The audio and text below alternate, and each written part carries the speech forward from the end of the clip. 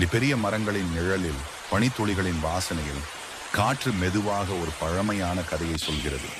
அதிகாலையில் சூரியன் எழும்பொழுது ஒரு மலை, ஒரு தர்மம், ஒரு தெய்வம், இந்த மூன்றின் கோலத்தில் உருவானார் சுவாமி ஐயப்பன். இது அவரது தெய்வீக அவதார கதை.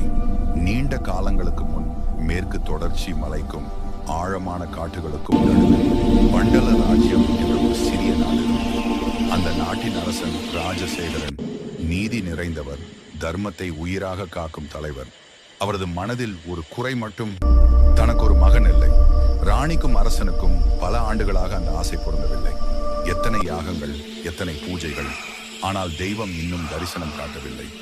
ஒரு நாள் அரசன் ஆலயத்தில் நீண்ட நேரம் வணங்கி, பரமசிவனே, எனது வாழ்வை நிரப்ப ஒரு குழந்தை தர வேண்டும். அவன் என் இனம், என் இறந்த மகான், தர்ம பாதையை வெற்றியடைய செய்யப்படுவான். அந்த குரல், அந்த வேண்டுகோள் வானத்தில் ஏதோ ஒரு தெய்வ ஒளி போல வைத்தது. அடுத்த நாள் அரசன் வேட்டை செல்வதற்காக காட்டுக்குள் நுழைந்தார். அப்போது காற்றை கிழித்து ஒரு குழந்தையின் அழுகை கேட்டது. அரசன் தனது குதிரையிலிருந்து இறங்கி அழுகை வரும் திசையை நோக்கி நடந்தார். ஒரு பெரிய பாறை, அதன் மீது ஒளி, அதன் நடுவில் ஒரு குழந்தை, அவன் முகத்தில் தெய்வ ஒளி, கழுத்தில் ஒரு பொன்னான மணி. அந்த கணமே புரிந்தது, இது சாதாரண குழந்தை அல்ல, இது பரமசிவன் மற்றும் மோகினி, விஷ்ணுவின் அவதாரம் இணைந்து பிறந்த தெய்வ குழந்தை. ஆராஜன் குழந்தையை எடுத்துக்கொண்டு அரண்மனைக்கு வந்தார். அவனுக்கு பெயர் வைத்தார் மணிகண்டன். அந்த நாள் முதல் அரண்மனை ஒவ்வொரு நாளும் ஒளியாலும் சிரிப்பாலும் நிரம்பியது.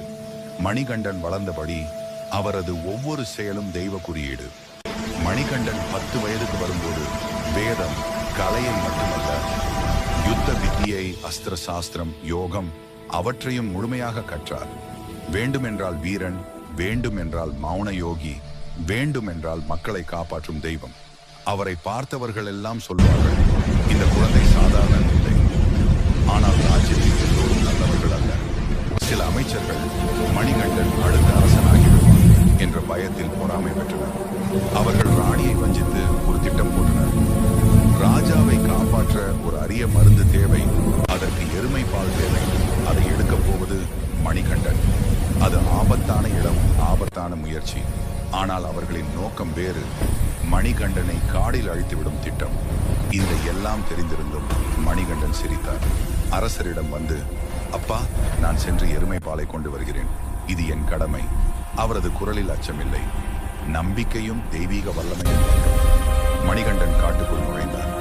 ஆழமான காடுகள், குளிர்ந்த காற்று, ஆற்றின் ஒளி, அங்கேயுள்ள ஒவ்வொரு மிருகமும் கூட அவரது தெய்வ ஒளியை கண்டு வணங்கியது. புலி, யானை, பாம்பு ஒவ்வொருவரும் ஐயப்பனை எதிர்க்காமல் பின்னே நின்றனர்.